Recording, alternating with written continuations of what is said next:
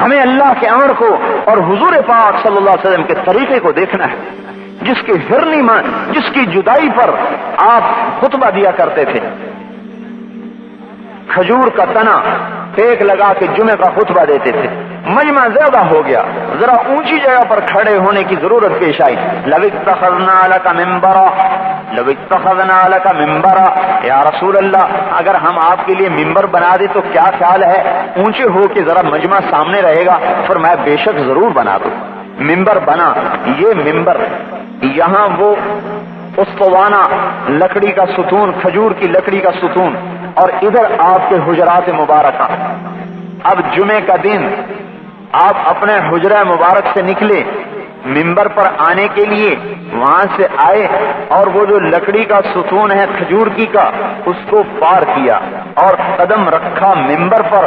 فحنا حنین العشار، تنے میں سے چیخ نکلی جیسے گابھن اونٹنی چیختی ہے 10 مہینے کی۔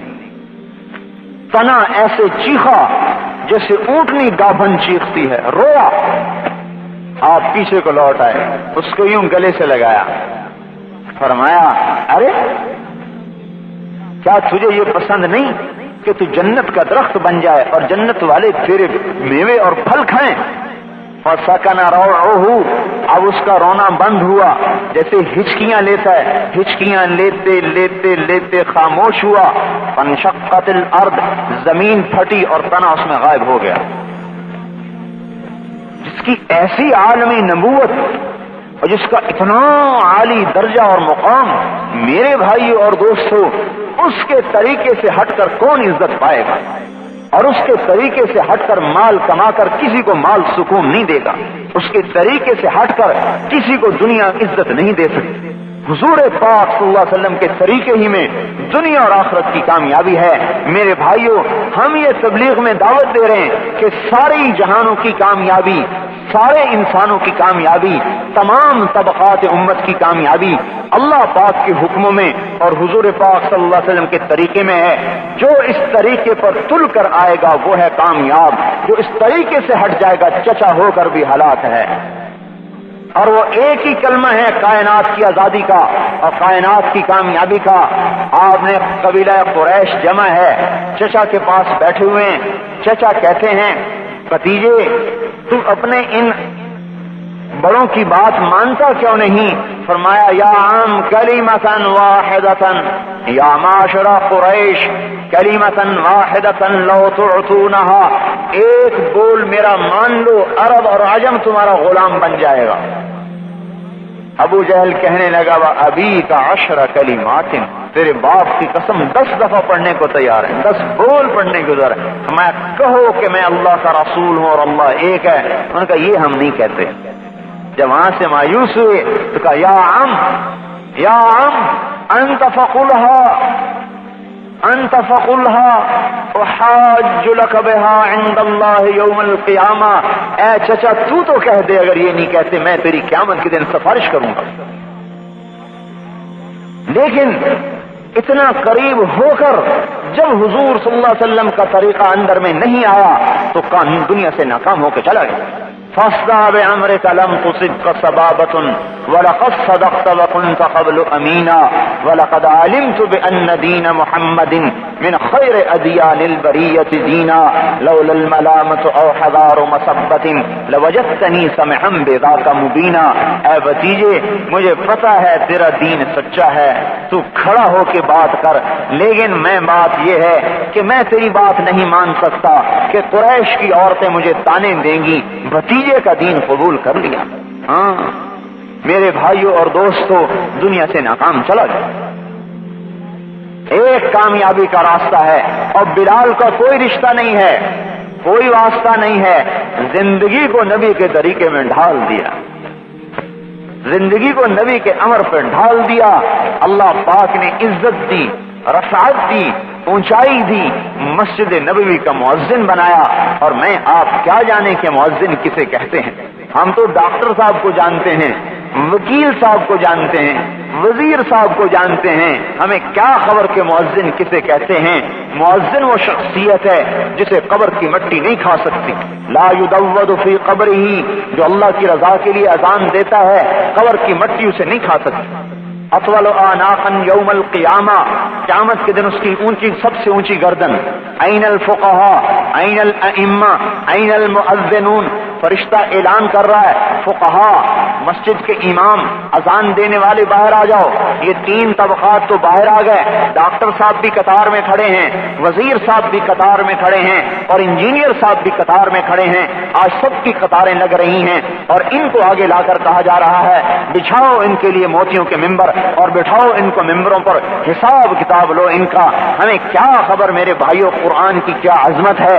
حضور صلی اللہ علیہ وسلم کا پر اترا ہوا کلام اور آپ کے سینے میں آیا ہوا کلام کہتا ہے اگر میں نے حافظ بنا دیا تو میرا بیٹا تو ساری زندگی ٹکڑے کھاتا رہے گا، اور ڈاکٹر بن گیا تو بڑی عزت پائے گا. ارے یہی رسول اللہ کی قدر ہے.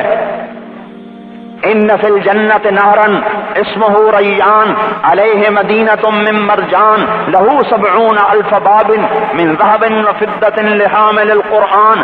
اللہ کا رسول خوشخبری دے رہا ہے جنت میں ایک محل ہے جو ریان نہر کے کنارے پر ہے، جو مرجان کے پتھر سے بنا ہے، جس کے 70,000 سونے اور چاندی کے دروازے ہیں جو حافظ قرآن کی خدمت میں پیش کیا جائے گا. ہاں، یہ ڈاکٹر صاحب کو نہیں دیا جائے گا، یہ حافظ قرآن کو دیا جائے گا. وہاں رسول اللہ پر قیمت لگے گی. بلال بے حیثیت، اس کے باپ کے نام کا پتہ ہے، دادا کا نام کوئی نہیں جانتا، لیکن وہ بلال دمشق میں دفن، حضور پاک مدینے میں آرام فرما رہے ہیں. آپ مدینے میں آرام کر رہے ہیں، بلال کہاں ہے؟ دمشق میں ہے. 2000 میل کا سفر ہے، لیکن آپ خوشخبری دے رہے ہیں بلال خوش ہو جا، قیامت کے دن تو میرے سامنے سے اٹھے گا، اذان دیتا ہوا اٹھے گا. ہاں، اور آپ نے فرمایا خوش ہو جا بلال، جب میں جنت میں جاؤں گا تو میری اونٹنی کی نکیل پکڑ کر تو میرے آگے آگے جنت میں چلے گا. یہ عزت ملی ہے کس پر؟ یہ عزت ملی ہے کس پر؟ حضور پاک کی غلامی پر. اور میرے بھائیوں، ابو بکر بھی مکے کا سردار ہے اور عاص بن وائل بھی مکے کا جج ہے. ابو بکر بھی جج ہے، عاص بن وائل بھی جج ہے، دونوں بڑے فیصلے والے. ایک غلام بن گیا، ایک سرکش بن گیا.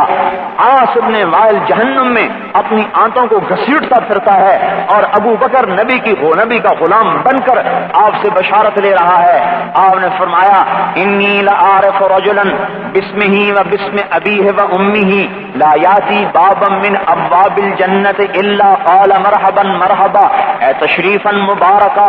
میں ایک آدمی کا نام جانتا ہوں، اس کے باپ کا، ماں کا نام جانتا ہوں. جنت کے جس دروازے پر آئے گا جنت کہے گی حضرت میرے پاس سے آ جاؤ، میرے پاس سے آ جاؤ، ادھر کو آ جاؤ، ادھر کو آ جاؤ، ادھر کو آ جاؤ. ہر دروازہ کہے گا یہ قسمت والا تو میرے پاس سے گزرے، میں خوش قسمت بن جاؤں. میرے بھائیوں، سلمان فارسی اٹھے، ان ھذا لمرتفع شانہ یا رسول اللہ، یہ اونچی شان والا اے اللہ کے رسول کون ہے؟ آپ کی انگلی اٹھی، فہو ابو بکر ابن ابی قحافہ، یہ ہے ابو قحافہ کا بیٹا ابو بکر جسے جنت کا ہر دروازہ پکارے گا. اور آپ نے فرمایا اما انت یا ابا بکر فاول من يدخل من امتی، اے ابو بکر تو میری جنت میں، تو میری امت میں سب سے پہلا ہے جو جنت میں قدم رکھے گا.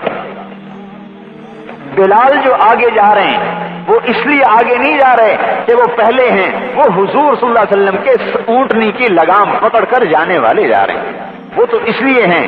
اور امت کا سب سے پہلا ابو بکر ہوگا جس پر جنت کا دروازہ کھلے گا. ابو جہل بھی مکے کا سردار ہے اور عمر بھی مکے کا سردار ہے. دونوں کو اللہ کا رسول مانگتا ہے اے اللہ یہ عمر ابن ہشام دے دے یا عمر بن خطاب دے دے. عمر ابن ہشام ابو جہل ہے، وہ تو آ گیا سرکشی میں اور عمر آ گیا غلامی میں. میرے بھائیو، اللہ ذوالجلال کی قسم، والذی نفسی بیدہ، اس ذات کی قسم جس کے قبضے میں میری جان ہے، نہ وزارتیں عزت دے سکتی ہیں، نہ صدارتیں عزت دے سکتی ہیں، نہ سرافے عزت دے سکتے ہیں، نہ سونا چاندی ملک مال عزت دے سکتا ہے۔ عزت ایک ہی طریقے میں ہے اور وہ ہے محمد الرسول اللہ۔ بس یہ ایک طریقہ عزت کا ہے۔ میرے بھائیو، ہم اس کو سیکھ لیں۔ ہم تبلیغ میں کہہ رہے ہیں بھائی کلمہ سیکھو، کلمہ سیکھو، لا الہ الا اللہ محمد الرسول اللہ سیکھو۔ نمازیں پڑھتے ہیں کلمے سیکھے بغیر، روزے رکھتے ہیں کلمہ سیکھے بغیر، حج کرتے ہیں کلمہ سیکھے بغیر۔ لہذا جب حج کر کے آتا ہے تو دل کی سختی کو اور بڑھا دیا جاتا ہے، کیونکہ اس نے کلمہ نہیں سیکھا ہوا۔